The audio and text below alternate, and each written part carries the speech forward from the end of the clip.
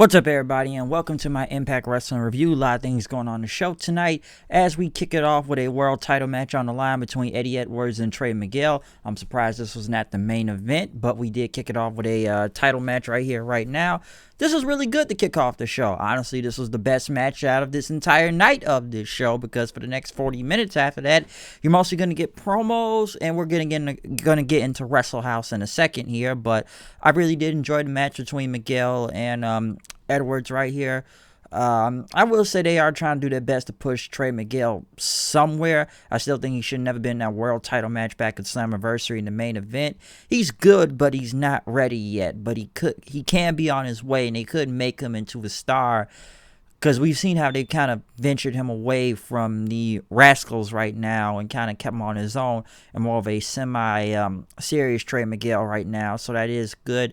Eddie Edwards, he's not being crazy right now, so I don't really have much of a problem with him as the world champion. Like, I never had a problem with him winning the world title.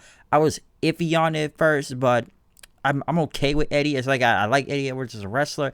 I'm just kind of sick and tired of the crazy gimmick and whatnot. It worked when it was going against Sami Callihan, but now I just felt like he needs to. Maybe he's going to transition back into American Wolf Eddie Edwards for all I know. I hope he does, but I did like the beginning of this show and this match, and it was really good.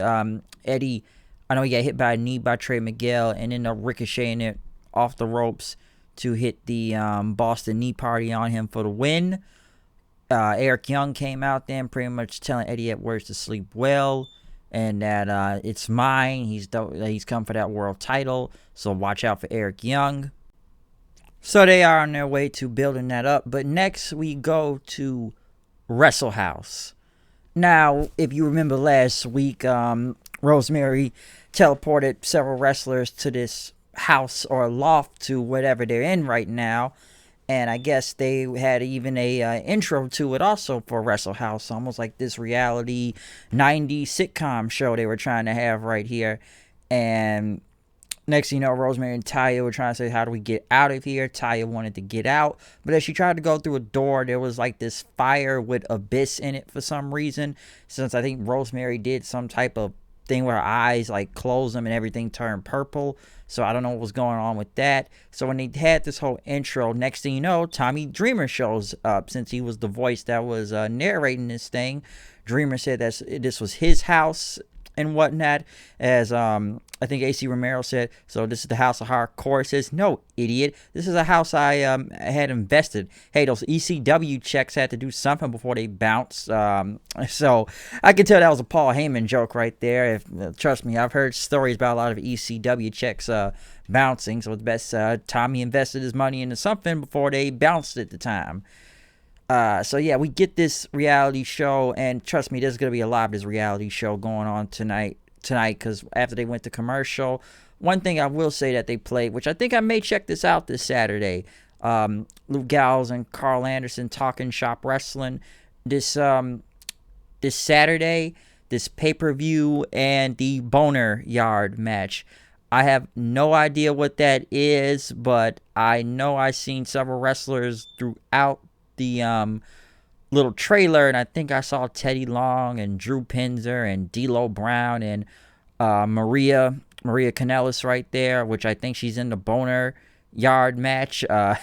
Some people actually think this is going to be the same thing they did in New Japan with the infamous ass shot of Maria and everything, with Gallows and Anderson dancing. So I don't know where that's going, to be honest.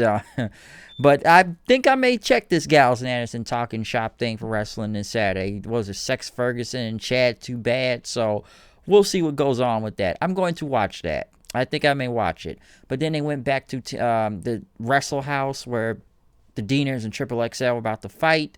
Susie pretty much went on to say that arguments are bad. You guys should call a truce, which they couldn't really, shake hands, and one of them said, "No way, Jose." And Dreamer came in and says, "We didn't sign him. We didn't sign him." So yeah, I think we all know No Way Jose won't be coming to Impact. So that was a good inside joke. That was pretty funny. Okay, no way, Jose. We didn't sign him. All right, we didn't sign him. But Kylie Ray said we should do a high five, but with social distancing, we can't do that. So Johnny Swinger said we should just bow like Mr. Fuji, and they end up bowing and agreeing and whatnot. But next thing you know, Tommy Dreamer pretty much told everyone, listen, you guys are in this house, right? You have a chance to win $1 million, apparently, which he started doing crotch chops then. But Rosemary looked around, said, this isn't true, isn't it? There is no $1 million. But Dreamer said, it is true, and I make the rules around here. Hey man, I bought this house, but with the income and whatnot, it's got 6 bedrooms. This is just for Airbnb, but I only need 1. So next thing you know, everybody thought about the beds, and they all start running to get to a bed. Kylie Ray and Susie pretty much said, "Oh no, you have the bed. You have the bed," which they kept saying, "You insist on taking it." But Johnny Swinger ended up taking the bed. He pretty much told Crazy Steve, "Hey, Crazy Steve, you want to be my bedmate? You could be my young boy and whatnot." It's Crazy Steve said, like, you know, some say I'm crazy, but I ain't desperate, okay? And then we got more people trying to get the bed. AC Romero and Larry D trying to get through the door. I guess he ended up getting the room. Who else? I think Rosemary and Ty ended up getting separate rooms.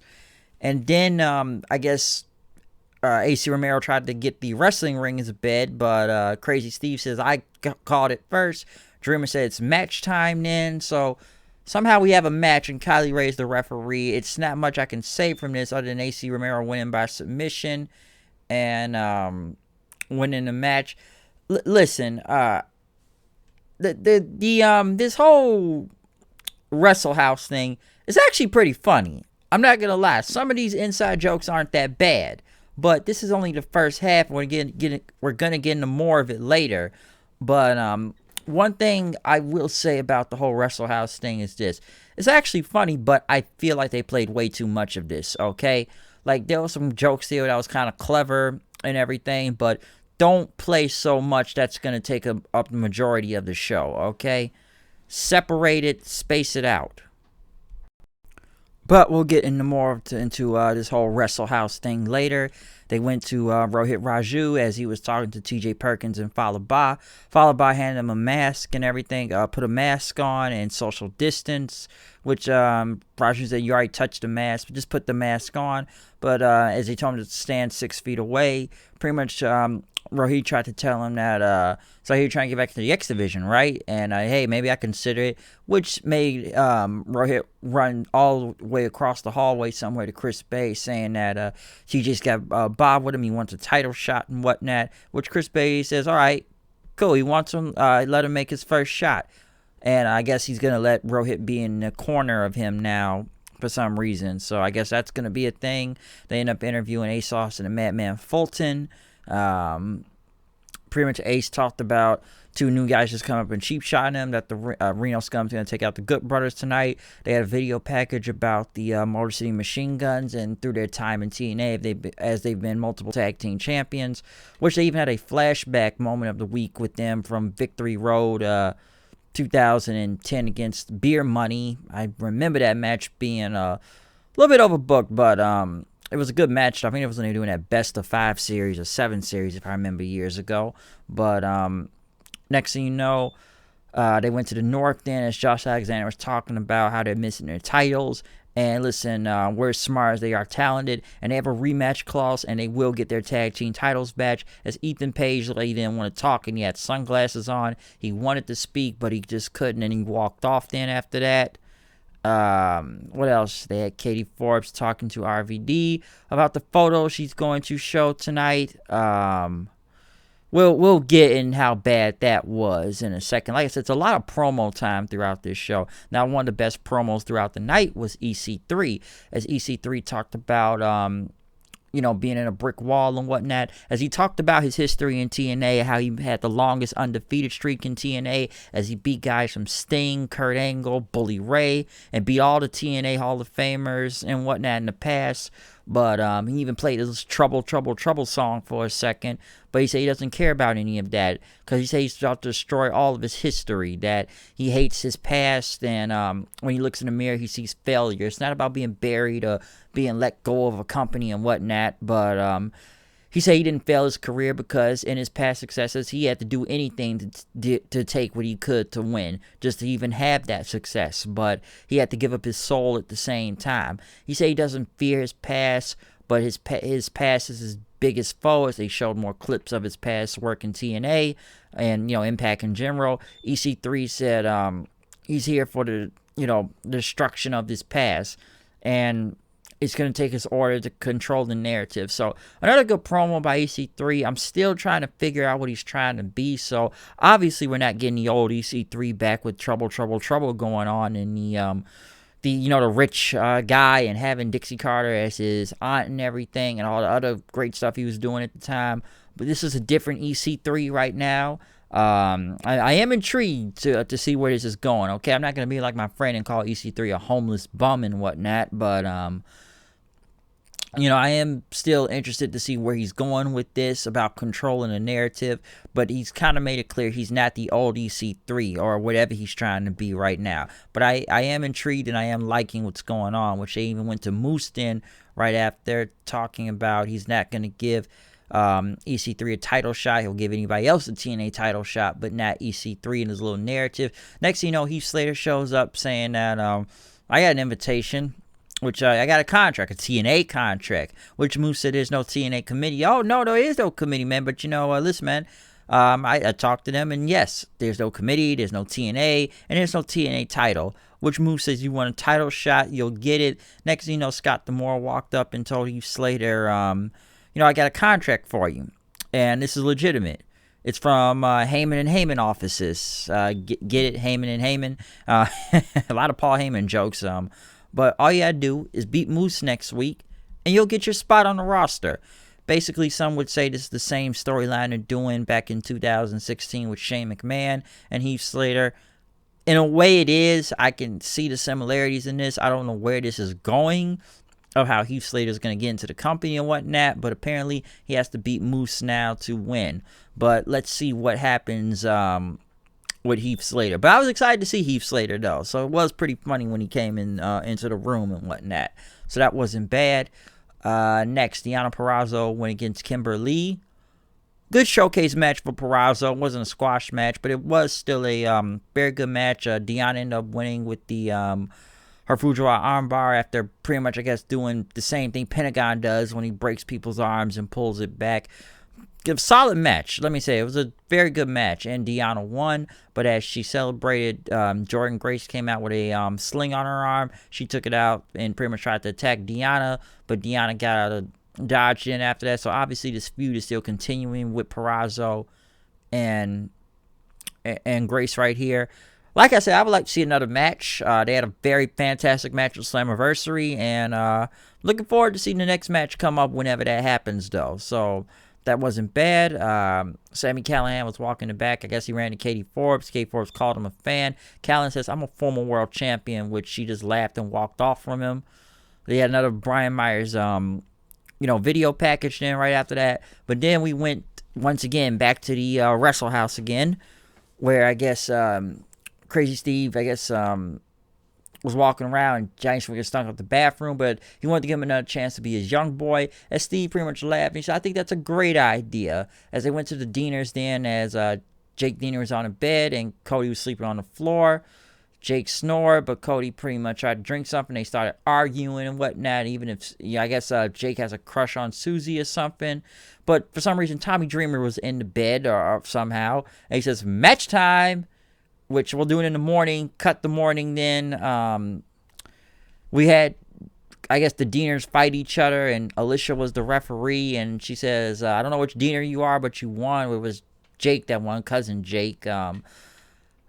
I don't know. And then, Cody Deaner went outside, and I guess he saw a private bus, party bus or something, like a Greyhound. So I guess he could stay in there or wherever this is going. Like I said, I don't mind the Wrestle House thing. I thought it was funny, but I just feel like it was too much of it on the show tonight. Like, just cut some of it. Keep one segment per week. Don't do two of them, because that's going to overexpose it, and it's not going to be funny anymore. Like I said, I think it's funny to an extent. Some of the parts on there I got a laugh out of, but I just don't need to see, I don't need to see all of it, okay? I just don't need to see, I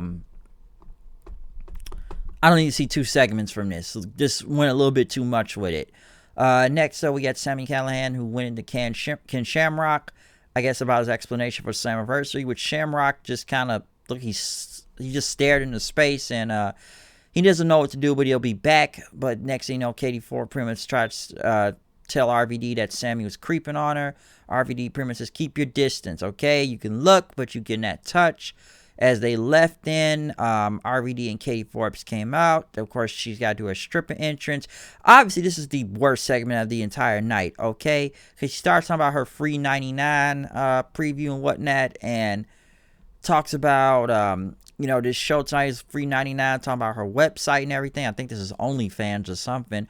But I guess she had photos of herself, on the screen. Sami Callihan, I guess he hacked over it and had a slideshow as she just pretty much was pissed off and just hitting the ground. And this was bad, okay? Listen, I don't mind seeing a Sami Callihan versus RVD match, but I could do without the Katie Forbes thing. And I think a lot of people have said that tonight, because either A, most of her looks plastic or whatnot. Maybe the abs are real, but listen, man, I don't mind if anybody twerks on this show, okay? Ass is ass. That's fun to watch, but like a lot of people say, when it comes to Katie Forbes, it's almost like, some would say, a lot of plastic behind that. You could tell whose ass is probably real in this company or any wrestling company and what is fake. Kiera Hogan shit, that shit's fucking real, okay? You want to see some shit twerk from that. Katie Forbes, I'm not really sure. And honestly, why is she even getting a segment in all of this anyways, to be in a feud with Sami Callihan? I'd rather just see high RVD out here, or at least just keep her out there and don't really talk and just kind of stand around and do something different, because I don't know where this is going. And I can see tonight on Twitter, a lot of people didn't even like this also, okay? So I don't know. This just was not good. Because some people actually thought they was going to probably see some naked pictures or something. But obviously, I don't think they would have gotten away with that on Access TV. And the last time we did some really hot segment and whatnot, look what happened. And they got banned off of Twitch then for a good minute, because of the Van Dam and Katie Forbes and I guess her girlfriend, which her other girlfriend looks a little bit more hotter than her at least. But I don't know where this is going, okay? I don't know if this is a feud. I don't know. I just don't need Katie Forbes as part of it. RVD versus Sami Callihan, I don't mind that, okay? Stoned RVD, I'll take that over than what Katie Forbes is doing, because now this just doesn't make sense, okay? So they're feuding over some pictures now and whatnot, and because she's just doing some stripper shit. I don't know. Like I said, I don't mind seeing ass twerk on any of these shows, but this just wasn't cutting. This segment was bad. They then went back to the Rascals. Well, just, Desmond Xavier and Wentz right there. Pretty much talking about they brought in the Power Ranger. Suicide, which it wasn't suicide. I don't think it was suicide. And then now the Power Ranger, as he was in the smoke circle. And I guess Wentz left as Suicide was eating food. Next, they went to an interview with Rich Swann talking about what happened in Slammiversary, as he was disappointed, being gone for 7 months and even challenging for the world title, but Eric Young took him out, and Swann said that Young took away his opportunity and changed his life now, and they wanted a medical update, but Swann said, doctors are telling him different things, he's just in a dark place right now, he doesn't know what to do, and, maybe next week I'll give y'all an update, okay? He'll be there next week on Impact, so he just couldn't handle anymore. So not a bad interview from this, okay? This was good from Rich Swann, almost showing like he lost a lot of hope right there. So I like this feud wherever him and Eric Young is probably going right now. I'm sure he's probably going to screw Eric Young out of the title, so watch out for that whenever this feud goes into play. But I did like the Swan interview, not bad. But in the main event, we got the Good Brothers, Luke Gallows, Carl Anderson versus Reno Scum. Basically, this was a showcase for Gallows and Anderson. Like I said, we haven't seen them wrestle in a very long time, and honestly, they look better here than they did in WWE the last time they were there. And at least they had a solid showcase against Reno Scum. Now, yes, Ace Austin was watching out there, but like I said, the Good Brothers, which I know they mentioned a lot of their New Japan work, being former IWGP Tag Champions and Bullet Club and whatnot, but they end up winning with the Magic Killer onto Thornstone for the win. So yes, Gallows and Anderson, very good match. Impressive in-ring debut. But then next thing you know, as Ace Austin distracted them, Fulton got from behind and attacked them. They basically had a brawl in as they fought to the back. And as they fought in the back, they ended up fighting outside, I guess, near the parking lot. And as they continued to brawl, I know Fulton hit a big boot onto Carl Anderson right there, and then Luke Gallows hit his own big boot onto Fulton, which I think hit the cameraman, and that's how the show ended. Okay, so that was basically the end of Impact right there. I will say this wasn't a bad show or anything. I loved the first match. Like I said, that was the best match of the night between Eddie Edwards and Trey Miguel. Deonna Purrazzo was good as usual. I liked the main event between the Good Brothers and Reno Scum, showcase match for them. I will say this, I like the Wrestle House thing, but like I said before, it took up way too much time. Just too much time on this show. You didn't need that many segments of it. I think it's funny in some doses, and I don't hate it and whatnot, and it's how half these guys interact with each other. It's pretty funny, but some stuff still looks a little bit bad, and I just think they kind of overdid it. You just played too much this week. The EC3 promo was really great, so I got nothing really bad to say about that. The worst thing on this entire show was just the whole Katie Forbes segment, okay? That was just bad, real bad. I don't know where they're going with Sami Callihan into this, but like I said before, I'd rather have Callihan just versus RVD without Katie Forbes getting involved, or just have it be the manager and stay in the back, but this come on, man, her stripper shit ain't really getting over, all right? And I'm sure a lot of people said a little bit too much plastic going on into this too, all right? But I don't know. I'm sure we'll get a match with Van Dam and Callahan. But like I said before, I'd rather see those two, or just even a stoned RVD in general. At least high RVD he is actually funny when he's high, or if he is high or acting high. I don't know, man. Dude smokes a lot of weed, but he knows what he's doing, okay? But other than that, though, that's my review for Impact. Comment, subscribe, follow me on Twitter at HoodedKnight890. We'll see you tomorrow night, of course, for an AEW and NXT review. Same old. Follow me on Twitter at HoodedKnight890. I feel like I just repeated that 2 seconds ago, so I feel like I repeat myself in a couple of these things sometimes. So, yeah, comment, subscribe. I'm out of here. I'll see you guys tomorrow night. So, yes, out. Peace, and check out my Raw review and any other pay-per-view review that is up online right now. Out of here.